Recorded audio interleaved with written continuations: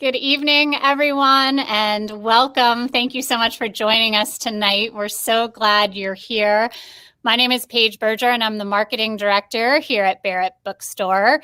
I'm joined by my behind-the-scenes colleague, Rosanna Nissen, and on behalf of our entire staff, thank you for carving time out of your evening to join us, or afternoon, depending on where you are. We're so pleased to be here tonight with our friends Anna Sale and Kelly Corrigan, both of whom have released new books in the past few weeks. For Anna, the book is a volume I've already dog-eared, spilled things on, and underlined with great enthusiasm. It's called Let's Talk About Hard Things, and it will be a treasured volume that you'll read and be talking about with everyone you know. Kelly has given the world a beautiful gift in her first children's book, Hello World. It's the perfect literary courage that our children need as they embark on new adventures. And after being in the house for over a year, they're certainly going to need it. Before I tell you more about these amazing women and turn the program over to them, though, I do want to go through a few housekeeping notes. First of all, for those of you who don't know Barrett Bookstore, we're located in Darien, Connecticut, and we're in our 81st year of business. We want to say thank you to all of you who kept us going throughout the past year and helped support us to ensure that we can stick around for many more years to come. For those of you who have never joined us on a Crowdcast before, that's the webinar platform you're on, and it does look a little different than Zoom. There's a chat feature on the side where if you have something nice to say, feel free to pop it up there and have a chat.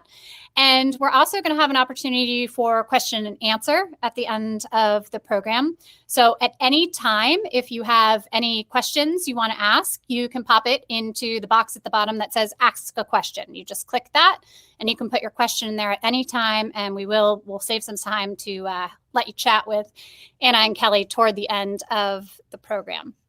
And now to introduce our authors. Anna Sale's brilliant new book, Let's Talk About Hard Things, is an invitation to discuss, the tough topics that all of us encounter. Saeed Jones, the author of How We Fight for Our Lives, says Anna Sale has a real gift for cutting through the white noise that so often overwhelms our most urgent, high-stakes conversations. She's teaching us how to listen to one another again. No one can save us from life's plot twists, and no one should. But page by page, sentence by sentence, Sale is committed to seeing us through.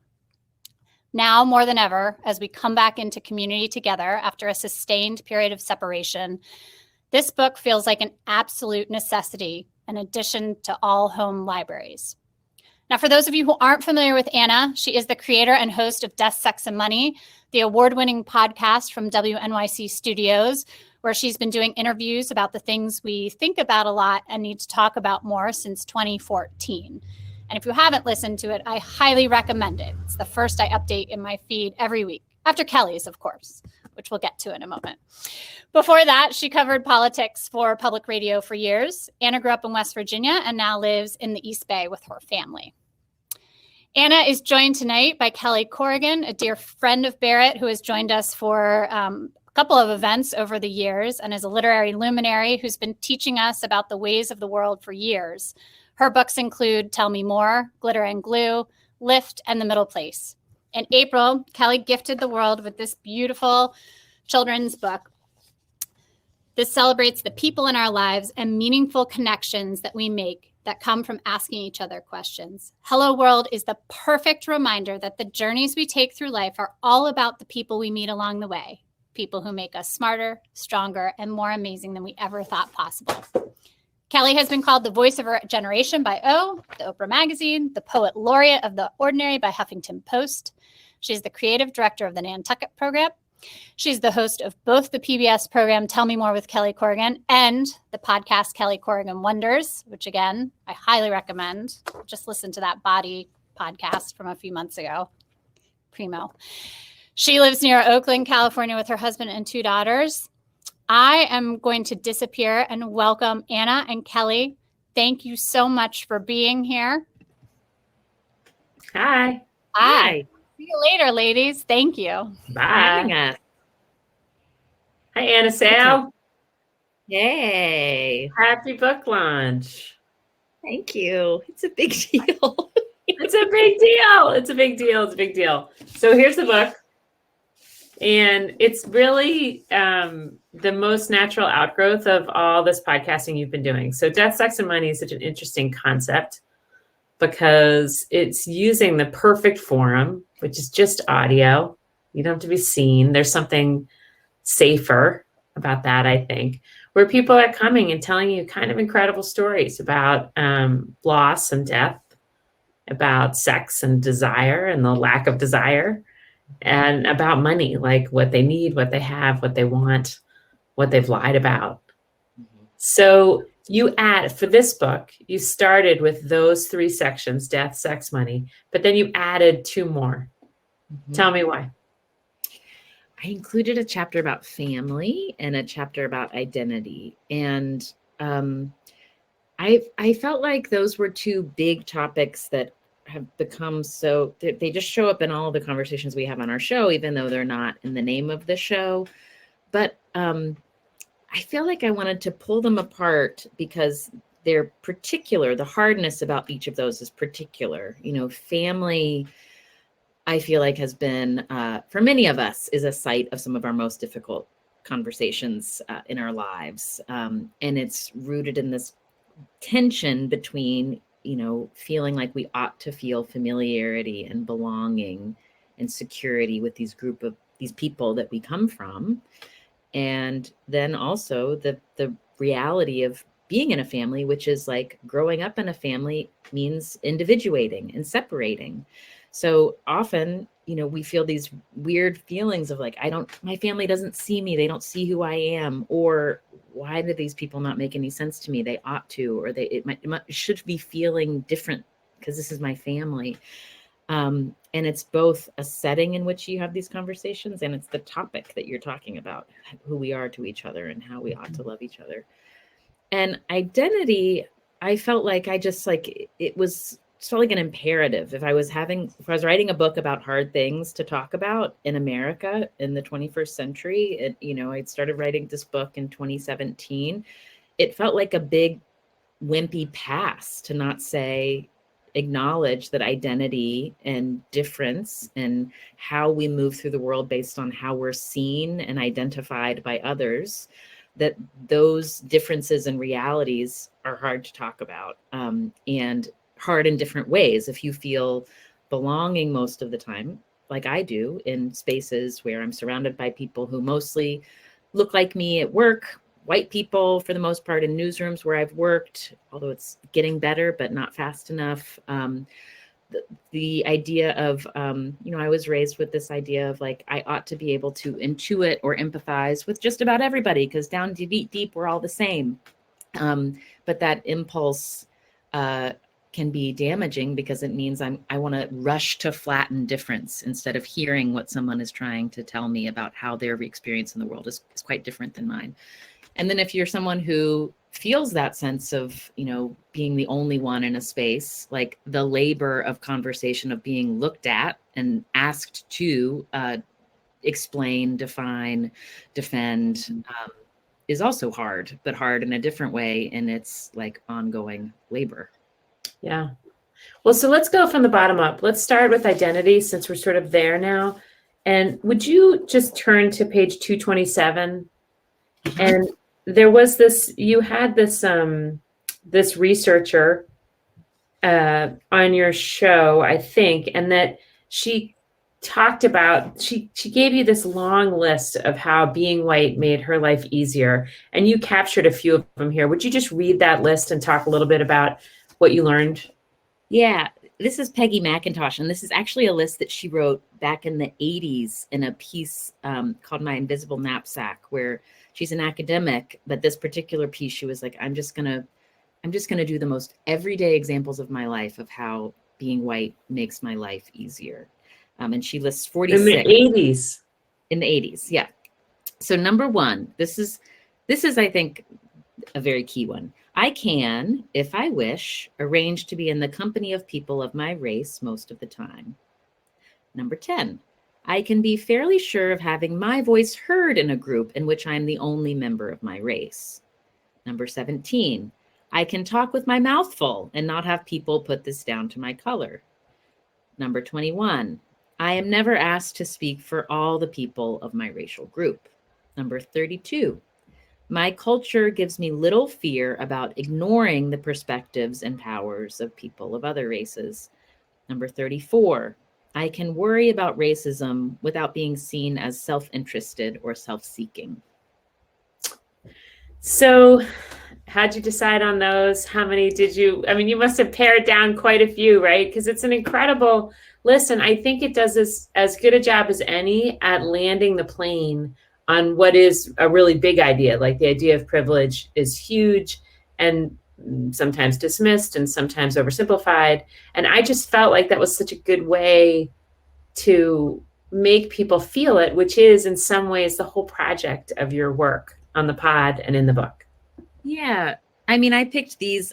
I liked the range. I liked like everything from like, I'm able to move through the world without being forced to think about this because I can be around people who are like me without working hard. But I also like the speaking with my mouth full of food, what that means that you don't have to represent all your people, you're saying, oh, that's just someone who doesn't know how to chew her food properly. It's not all white people, for example. And what I thought was, and women and men know that. Yeah. Because if you're the only woman in your workplace or the only woman at the table, you do start to feel that feeling of, oh, if I speak up, you're going to say like, oh, this is why it's not really that great to have women at the table. Yeah, exactly. And I wanted to say that's what I thought was, and I knew about her, the piece she'd written in the 80s, but I didn't know its origin story. And when I interviewed her for the book, she talked about coming to write that after being in a seminar. It was a feminist seminar. It included women and men, and they would get together. And every year they would say, oh, let's get more women into the curricula. We need to do this. And every year, like clockwork, about kind of halfway through the sessions, one of the men would say, yes, but it's a shame that there isn't more room. There's we have to do these foundational texts. So it's a shame that there's not more room to put women in. He just sort of like shut down the project. And she'd said to me, she said, I thought, I looked at this man and I thought he was nice, but now I see he's oppressive. But can he be nice and oppressive? And one of the things she says is like, oh, I realize like niceness has nothing to do with this. This is not about our whether we're well-meaning and kind. It's about these systems that we are all moving in. And so I love that that piece, she says like, okay, I'm just going to admit the ways that systems make my life easier as a white person, after she'd had this experience in looking at men and being like, why don't you see this? And then she thought, how is my life made easier by something about my identity? Well, that's kind of I do. No, I don't hear you. I hear you. I don't hear anything else. Okay. I'm getting it now. Oh. But I'm going to try to ignore it and just say this.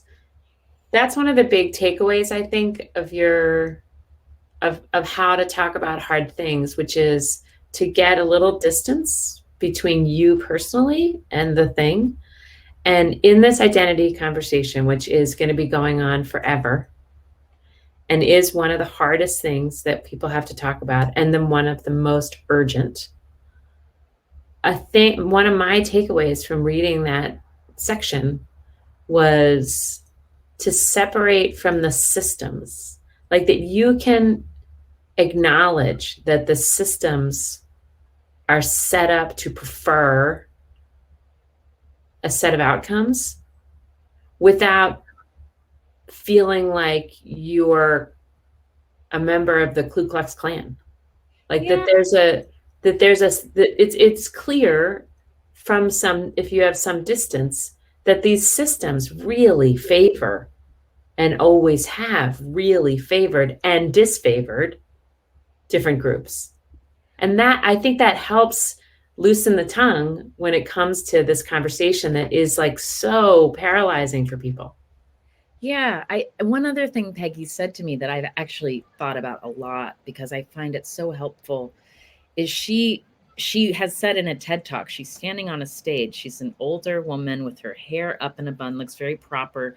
And she's giving a talk and she says, you know, in my work now, I will often work with people of color and I will look at my colleagues of color and I will think that what I have to add is more valuable because I have been trained as a white person that I am a knower.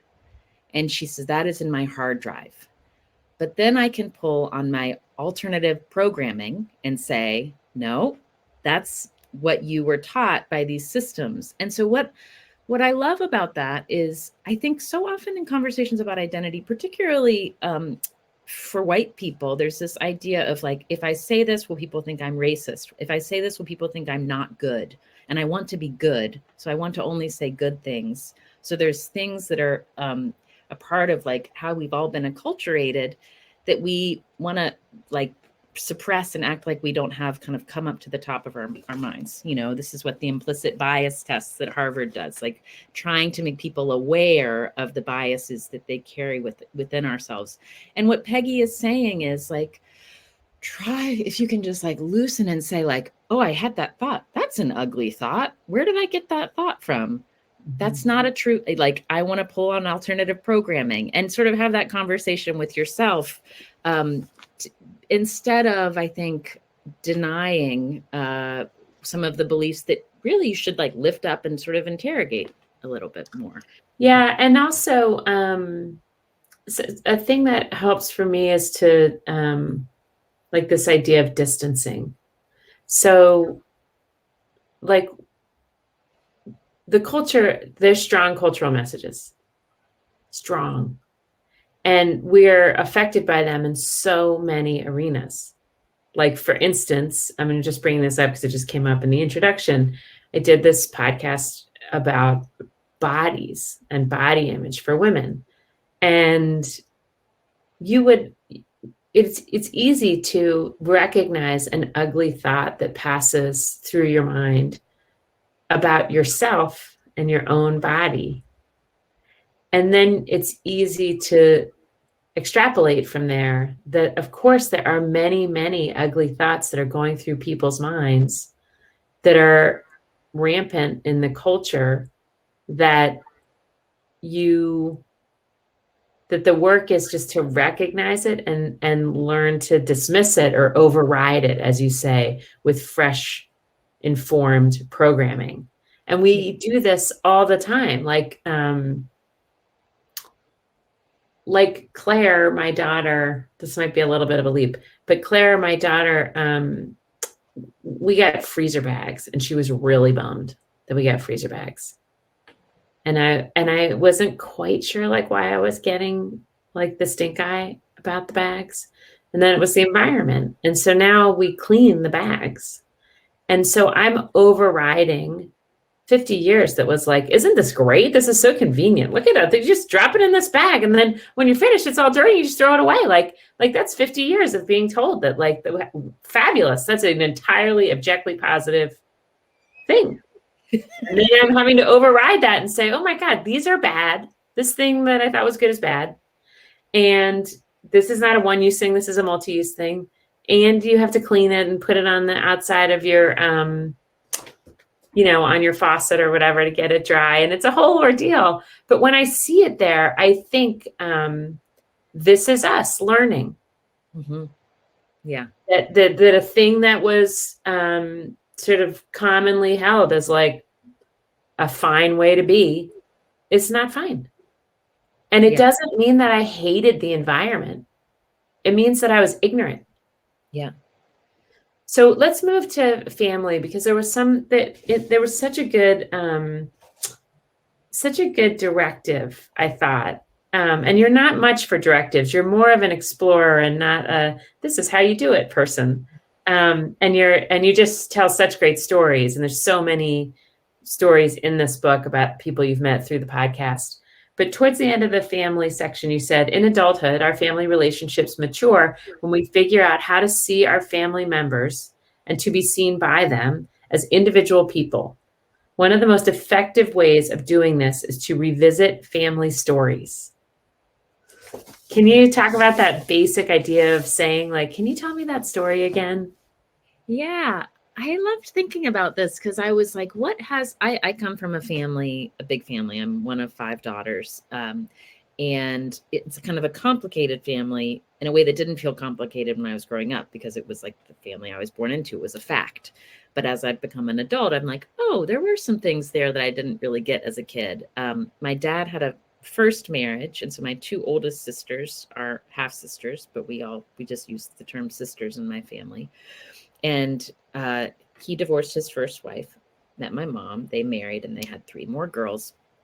And it was really only after my first marriage ended that I started really sort of talking to both my older sisters and my dad and my mom about that period before I was born, of just like, well, wait, what was going on? Tell me that again. Because I hadn't really realized, like, the only way I had heard my parents' love story was through the story that they had told me when I was a child, like, and you, as a parent myself with an almost 5-year-old and a 2.5-year-old, like the stories that I tell them about their families, like family histories, some of the rough edges are sanded down for the 5-year-old, And so it was only then I sort of knew there had been, some custody, hearings and things, but I hadn't really known about that. So to learn about that period of uncertainty about what family was going to look like, both for my dad, thinking about how he could be a father to his girls, and for my older sisters who were little kids at the time, it was a time of a lot of upheaval.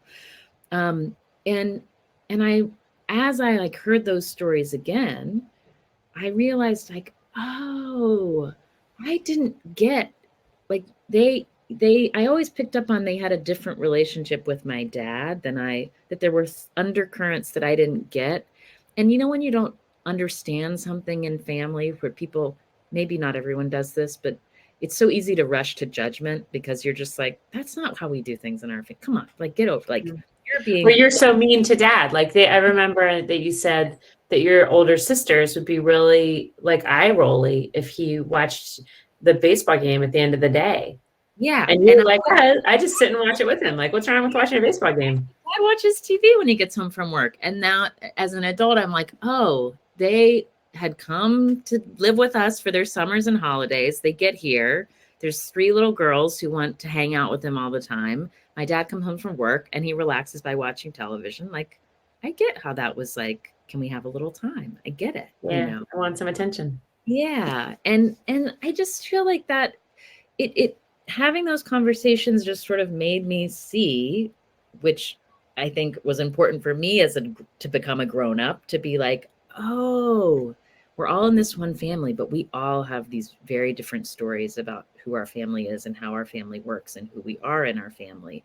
And it helped me sort of see each of the family members as individuals. I could hear their story. I could hear, oh, your story over there is a little different than the story I heard from, Right.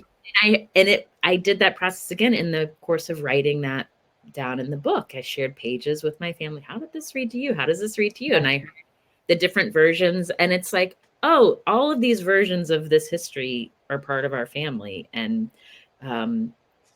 so is it true with our country? Exactly. When you could swap in nation for family and say everything you just said again. And then people want to be heard as individuals who had a different experience. Like, what was 1776 to your people? Yeah. What was the pandemic for you and your family? Like, so much trouble is caused when we think we know because we over extrapolate our experience and it becomes the experience. Mm-hmm. And that's just this super dangerous leap that we do all the time. It was like, I was there.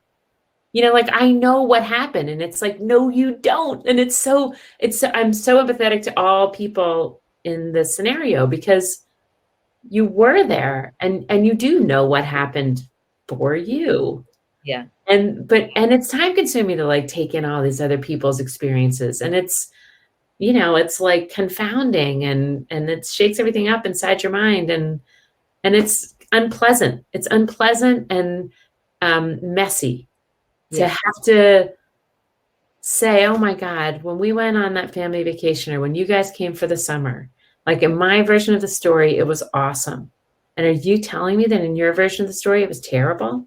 Yeah. Or like that whole idea of patriotism in the United States. Like when we started this country, it was, I mean, fill in the blank. Yeah. It was a tragic. It was horrific. It was it was fantastic. It was independence. Like, how many words could you put in there? Yeah. I mean, and I think that's what you're like that. I feel like when you have these hard conversations and you really focus on listening and letting what someone is telling you be their truth, even as if it contradicts parts of your truth, like that's also part of the identity thing that we were just talking about. Like, even if someone is saying something to you that sounds unfamiliar and very different than how you would describe something, it's just making room for these multiple narratives to be true, both and like, and Yes. when you focus on listening instead of kind of reacting and litigating, by just the practice of what the conversation is like that's what you make room for when you slow down the talking and ask a follow-up question or say, oh, that's interesting that you're saying that. I hear that you're saying this, but I actually, in my experience, it's been like this. You don't have to agree or pretend that everything is, there's no contradictions or disagreement, but like just make room for both people to feel heard. Right. Right. And the promise of talking about hard things is extraordinary. I mean, it's extraordinary interpersonally, like the places that you can get to, the like leaps in your mind and in your emotional leaps and empathetic leaps and like your growth, your development as a human being. There's so much available to you if you can get good at talking about hard things. And then, across society, like, can you even imagine if people got better at doing this? Like, it would just be so curative. I know, that's the hope. Some days I feel more hopeful than others. Me too. Okay, so let's just talk about death, sex, and money for a second. With money, and I think with sex, you could ask the same couple of questions, which you've sort of put into here. The one question is, sorry, hang on, I lost my little note. Oh, I know. The one question is, what do you want? Which you had in the money section, but it's more or less the same thing in the sex question. I know. And then what is money for? Yeah. Which you could just transcribe to what is sex for? Like, what is this for you? And probably for most people, like equally hard to talk about, but for such deeply different reasons. Yeah. Yeah. There's a prompt in the sex chapter that's just, what are you into? Which is kind of like, what do you want? It's like, can I tell you, I've never asked that question in my life. Like, I can't even imagine. I was like raised Catholic. Like the whole thing was just like so wrong. Everything about it was wrong. You know what I mean? I can't imagine asking that question, and I can't imagine answering that question. Like if someone asked me what I was into, I'd be like, I don't know. You're supposed to know. Like, God, why are you talking? I'm so square. That's okay. Yes, I'm not, you don't need to, but I'll say why I find it a helpful prompt, because I thought you were going to say, I'll say what I'm into. And I was like, okay, Anna, you go ahead, girl. I will say, like what I think is kind of like, it's sort of like, that comes from a section where I interviewed a guy he's a sex worker, a gay porn performer. Like it's the same Ty. His name is Ty Mitchell. He's also a writer.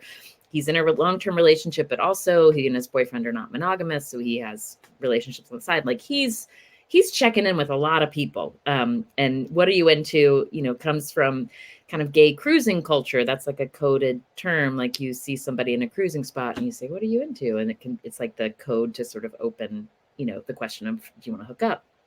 And while I have never said exactly those words, what I find inviting about that and really sort of an essential sum up of what is tricky about sex conversations is every sex conversation or romantic relationship conversation where you're talking about, are we in this together or are we not, the reason they're hard is because you are trying to find out from this other person, what are their wants and needs in a relationship or in an encounter. And you're trying to also figure out, do these match up with my wants and needs, and maybe that's not as explicit as like, this is how I'd like it this evening, but it also opens up, like, what are you into? Like I write about in a long-term relationship, that's a helpful thing to say to your partner from time to time, because how we interact physically and sexually changes as we age, and depending on how old our kids are, and how we feel about our bodies and our stress levels. And sometimes I will say to my husband, like, oh, I just want you to like cuddle me, like, this is what I'm too tired, I don't need it, like, just give me cuddles, but I need cuddles, so sort of pushing yourself to create a little bit of a conversation with the person you're with, or the people you're with, about, what you want, and asking them, that's the foundation of these consent conversations that we've been having as a culture, which, it's really important that we all learn how to do that better and continually figure out how to have consent conversations. And then not just with the first time you're together with someone, then if you're with them in a long-term relationship, figuring out how to keep talking about that. Yeah, back to like the putting a little distance in the conversation. I feel like the way that I get that stuff conveyed is kind of in this refracted way where we'll be, watching our crime show or something. And then there'll be like some little sex scene or whatever. And I'll either say like, I would never, like, that's kind of hot. Uh-huh. And it's like, he knows that I'm saying like, do that. I mean, I've been married for 21 years. So whatever we're going to do, we've done, and we'll just keep doing. But yeah, but it's fun. I think it's really funny. I'm really glad that it's in there. I'm glad that you do your pod, because I do think that, I definitely think my kids' generation, like the way that they talk about sex, because of the consent conversation that has been like beaten into them. I often wonder if it's, I don't know if it obstructs what could be romantic. Yeah. Like if everything's lining up really nicely and there's a lot of trust and it's a big crush and whatever, it feels kind of like it could introduce like a level of accusation or something, to be like, I don't know. We were just talking last night. 3 women were talking last night about the Jennifer Aniston, Reese Witherspoon show. What's it called? Morning Show or something. And we were sort of, it's not like the world's greatest show, but it did play out like 7 different kinds of sexual relationships that touch work in some way.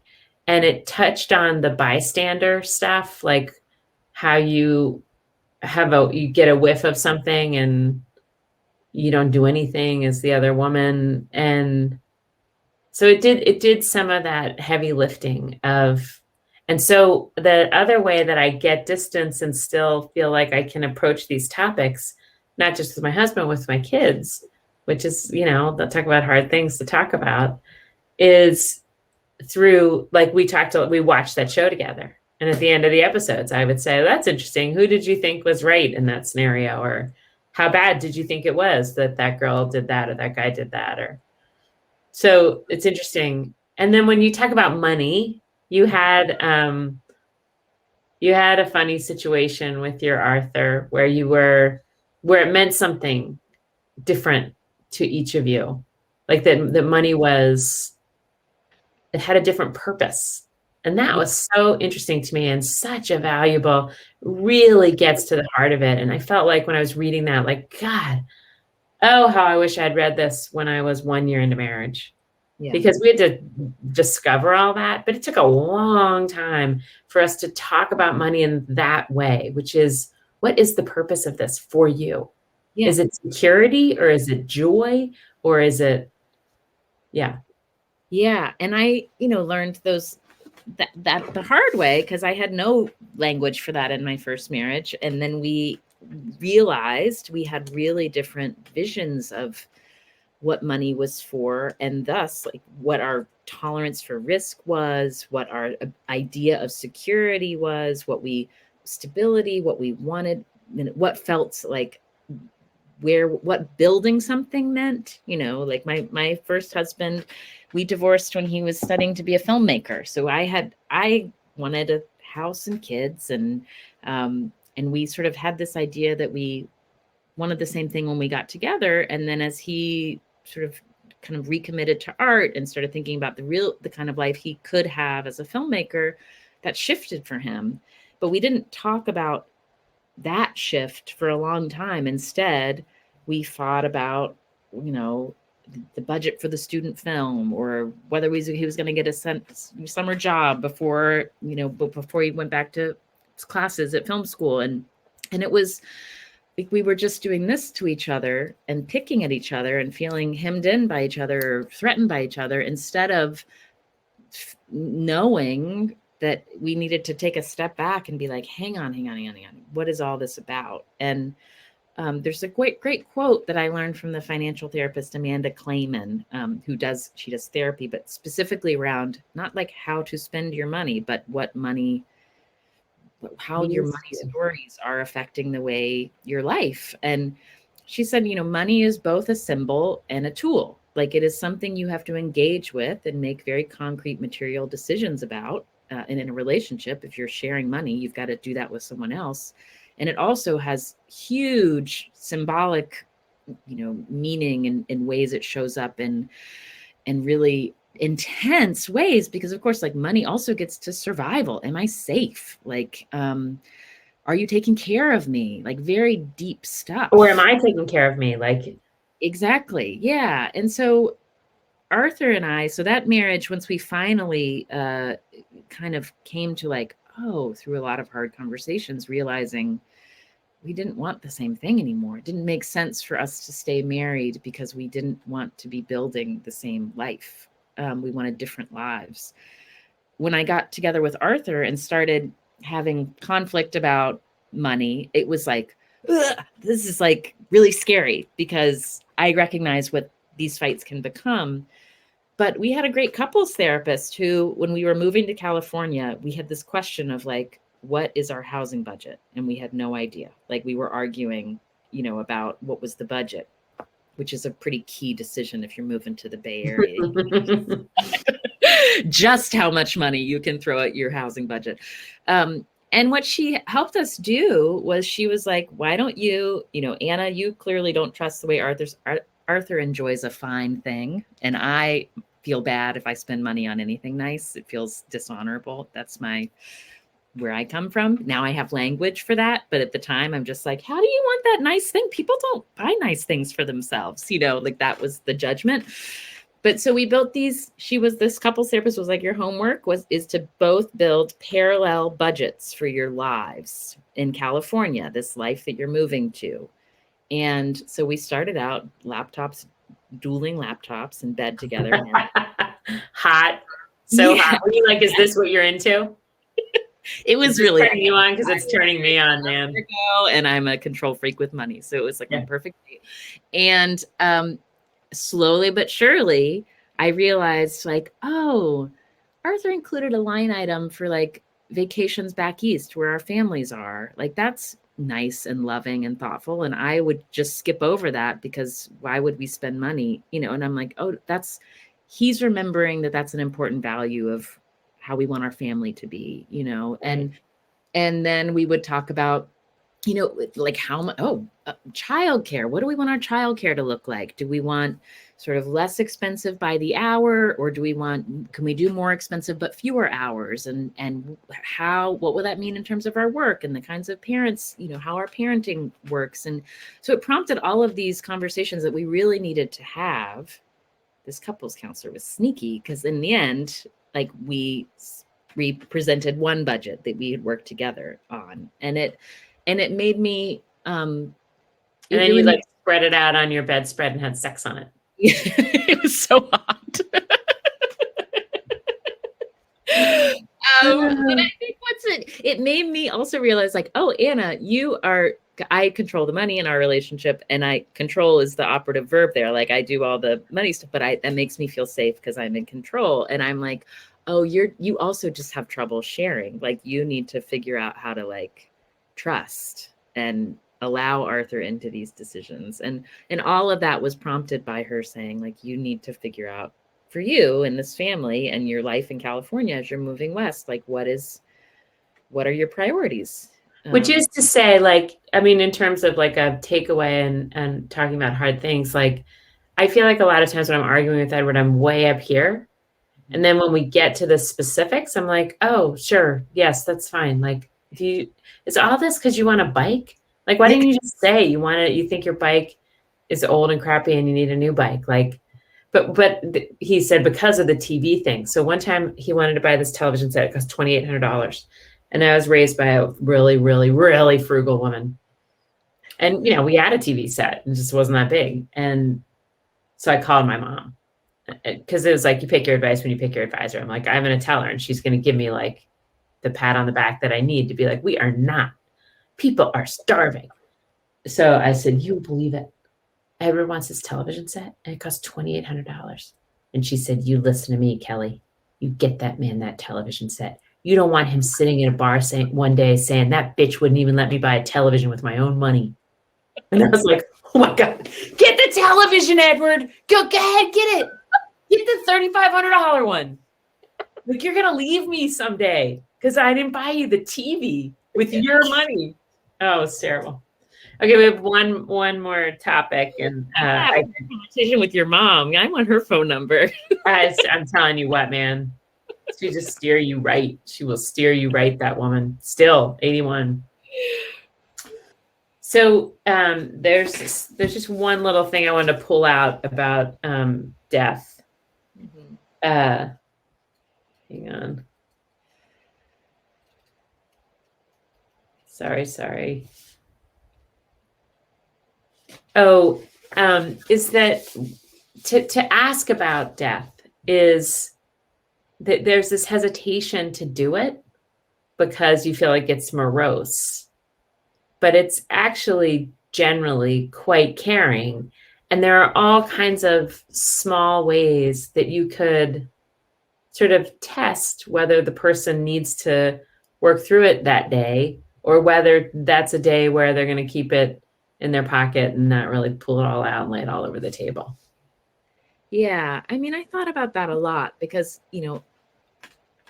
one of the messages of that chapter is like, it's good to acknowledge that death exists. Like, there's no outrunning it for any of us. And in our relationships, when someone is aging or someone is ill, like figuring out how to open up that conversation is tricky, because you also don't want to like be insulting, patronizing, or steal someone's dignity by forcing them into a conversation that they're not ready to have. Mm-hmm. And I really talked to a lot of people in that chapter, but one person that sticks out is Fernando Maldonado, is a primary care doc out here in the Bay Area. And I talked to him about the death of his mother, who had breast cancer and was in treatment for many, many, many years. And he said, he described that initially when she was diagnosed, they talked about her condition. They sort of opened up the possibility that this could be a fatal diagnosis. And then she got treatment, and then she got better. And then a couple of years later, she got treatment, and then she got better. And it made it, he was in medical school at the time, then he was in residency. and she died when he was in residency. And he described the end, even as he was a physician and was seeing patients and was trying to help families, his patients' families, with those conversations about, figuring out those, when is the last intervention, one too many interventions, he was really struggling with his siblings, with his mom, and really came to see like, oh, this is never a yes or no question. It's very gray, and he says, looking back at his mom's last chemo treatment that they decided to do, even though she was pretty frail, he sees pictures of her at that time. And he said, I can see now that she was dying, but I can also see her eyes, and they were still my mother's eyes. So he just couldn't, when the doctor said, you could do this treatment, we could try, the family agreed to do it. And it's an intervention that he came to regret. And so now he's, as a primary care physician, he's got patients coming in, and he's always trying to figure out, can we have that end of life conversation? Are they open?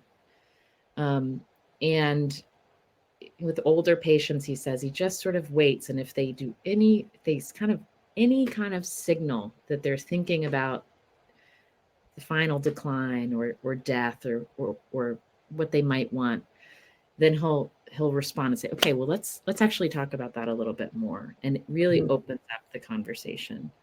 And the takeaway there is to be tuned into nonverbals.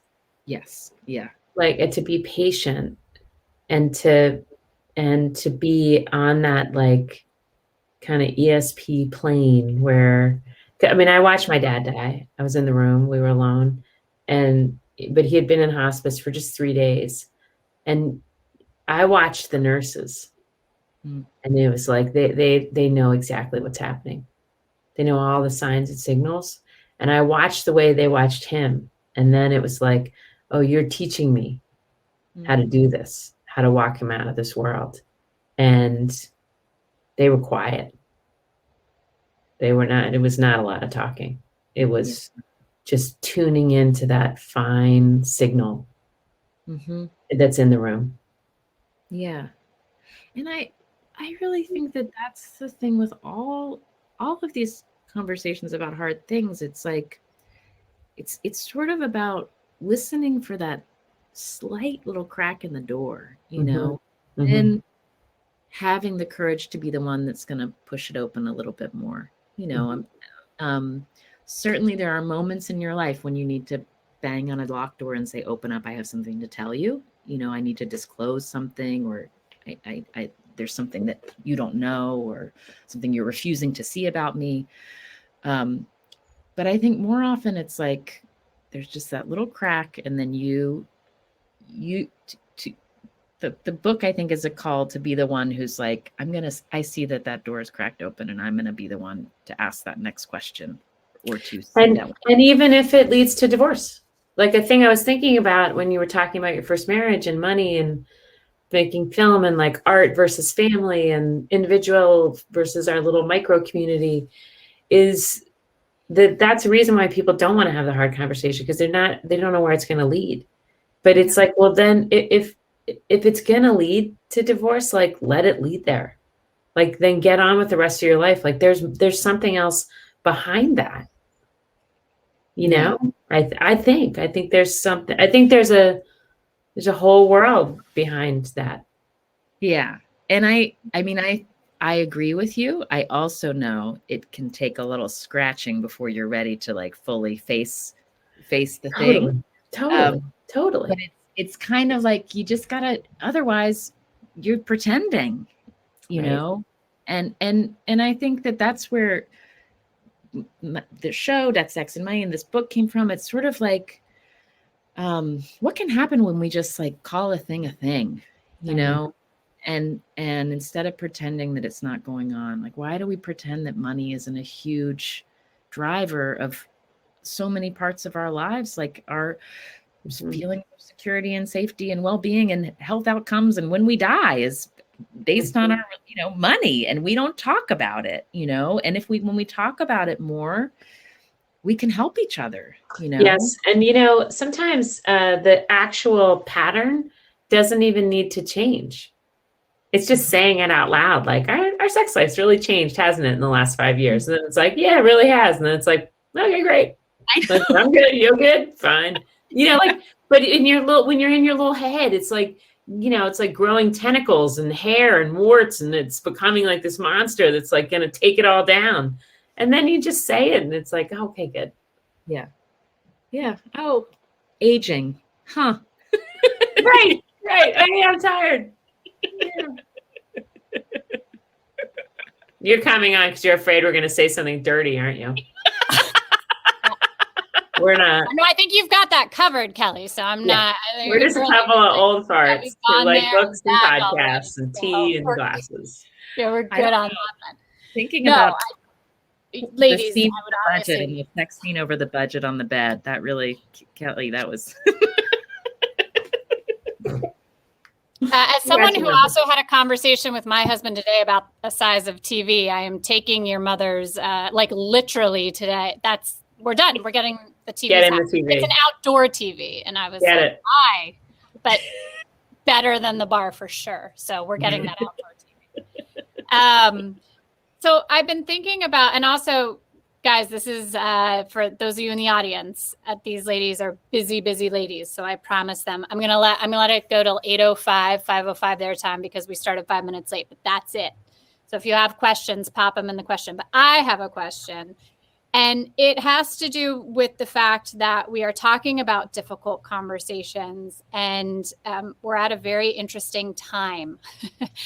We've been secluded. We've been locked down. I think both sides of the country were on East Coast, West Coast. We're sort of just starting to see that reemergence. And I was thinking about what hard conversations look like in a virtual space versus a real space. And I was also thinking, Kelly, we didn't talk a lot about your brilliant book, but one of my favorite lines in it is this awesome, I imagine mini Kelly Corrigan is like getting on the bus and she says to the bus driver, have you ever gotten busted for speeding? Like, have you ever backed into any bushes? And I just thought to myself, like, that girl, she's got it figured out. Like, she's got the important questions and she's asking them up front and she's not nervous at all. So for both of you, as we re-enter polite society and we start talking to people again, like, what are you thinking about? You both spend a lot of time having important conversations, but are there things you're scared about? Are there things you're excited about? Like, how are you feeling?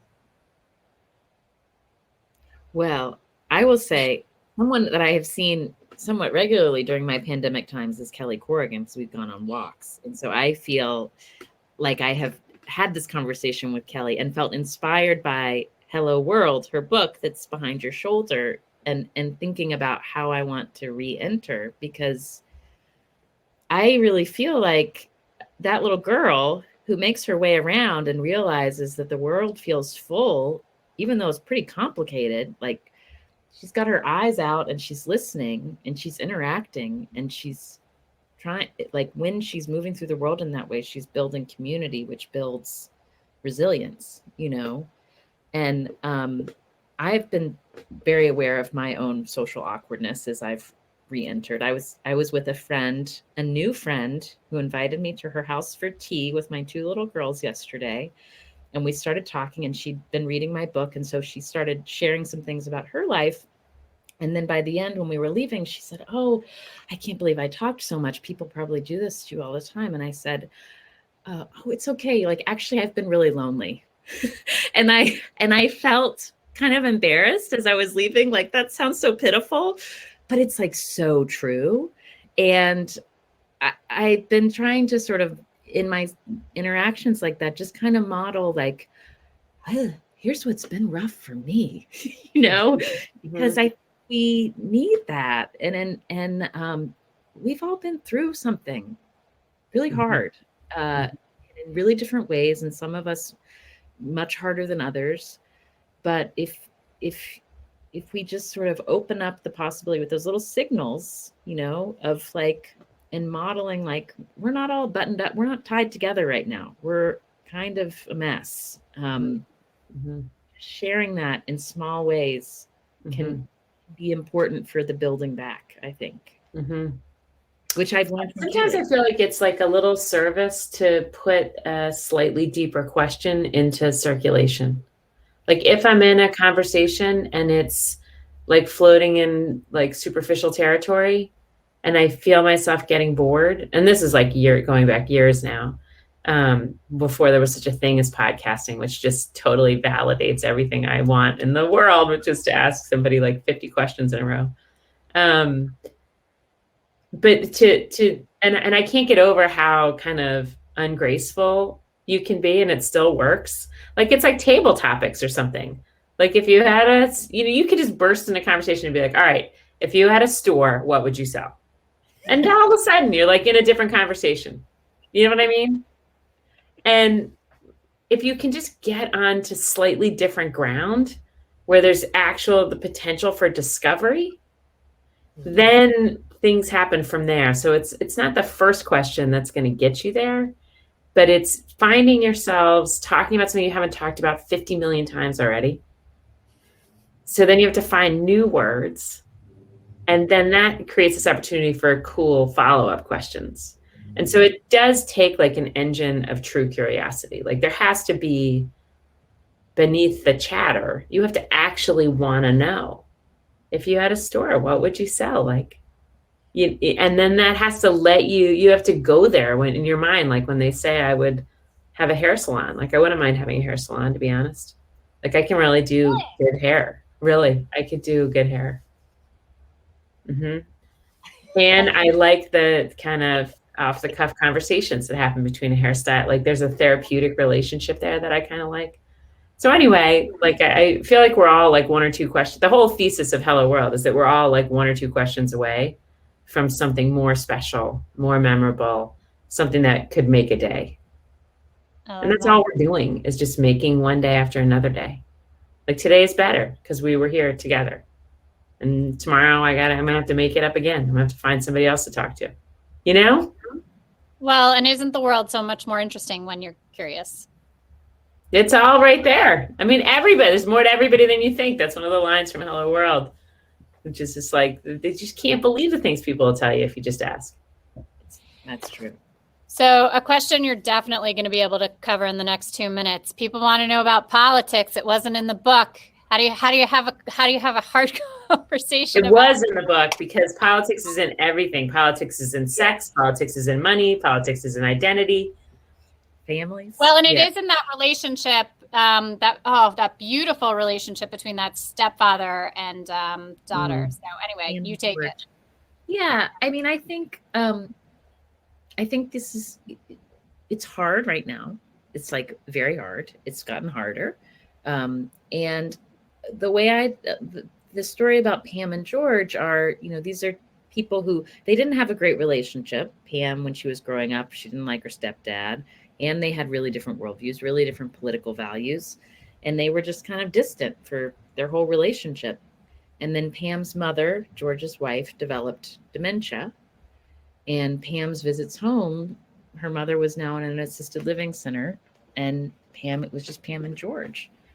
And there were a couple of key things that allowed them to sort of build a way of talking about politics. One was that they both tried. It started with George turning off Fox News when Pam was in the house, which she noticed. He usually had it on all the time. And they watched Family Feud instead. And then they watched, this was 2016 when she started these visits. So the political campaign's going on. Trump did a rally in town when she was on a visit. She did not support Trump. George did support Trump.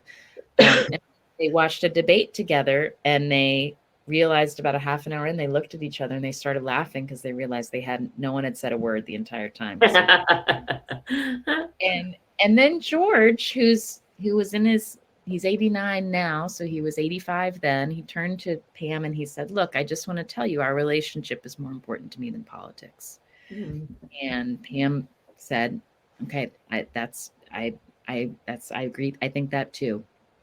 And what that did was it allowed them to say, like, even when when politics come up, we're going to tend to our relationship. We're going to be kind to each other and curious. And that allowed them to sort of actually start talking about politics in ways that they hadn't before.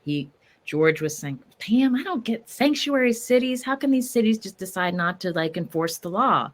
And Pam would say, why do you think that this guy is any good? Like they would talk about it, but not in a way that because they'd set some sort of guardrails around it. They knew that they were still going to try to care about each other and tend to each other outside of the political conversation.